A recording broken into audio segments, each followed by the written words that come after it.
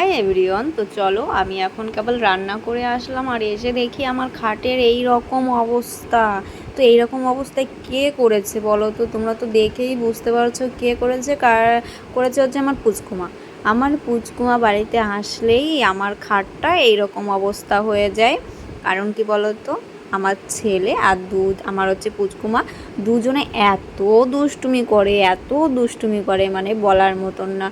এইবার আমার পুচকুমাকে তো কিছু বলা যাবে না, কারণ আমার পুচকুমা ছোট আর ও তো খেলনা নিয়ে খেলা করবেই। তো এইখানে ও দাদা দিয়েছিল হচ্ছে খাতা লেখার জন্য, সেটাকে ও ভালো করে ছিঁড়ে কুটি কুটি কুটি কুটি করে ফেলেছে। তাই এখন আমি রান্নার শেষে চলে এসেছি ঘরটাকে গোছাতে। তো এইখানে দেখো পুতুল নিয়েছে, আর আমার হচ্ছে শিব ঠাকুর আর হচ্ছে রাধা ঠাকুর, কৃষ্ণ ঠাকুর, সেটাকে বের করে খাটের উপরে নিয়ে দুই ভাই বোনে খেলছিল।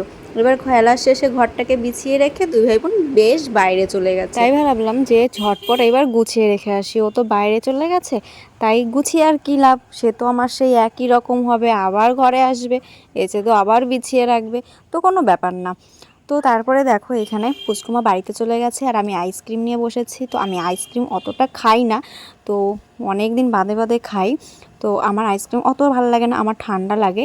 আর কে কে আইসক্রিম খেতে ভালোবাসো একটু কমেন্টে। তো বিকেলবেলা ছেলে গেছিলো হচ্ছে একটু সাইকেল চালাতে, কারণ কদিন ধরে বৃষ্টিতে ছেলে সাইকেল নিয়ে বেরোতে পারছে না, আর বৃষ্টির জন্য সাইকেলও চালাতে পারছে না। ওর একটু ইচ্ছে ও রাস্তা দিয়ে বিকেলবেলা একটু সাইকেল চালাবে, যেহেতু বিকালবেলা এখন আর কেউ খেলতেও আসে না, কারণ বৃষ্টির জন্য মাঠে টাটে সব জায়গায় হয়ে গেছে কাদা, আর সবাই এখন মাছ ধরতে যাচ্ছে ছোটো ছোটো বাচ্চারা। কিন্তু আমি আমার ছেলেকে কখনোই মাছ ধরতে পাঠাই না, কারণ ও সাঁতার জানে না, যদি পুকুরের মধ্যে পড়ে যায় তাহলে কি হবে, তার জন্য আমি কখনোই ওকে ছাড়ি না।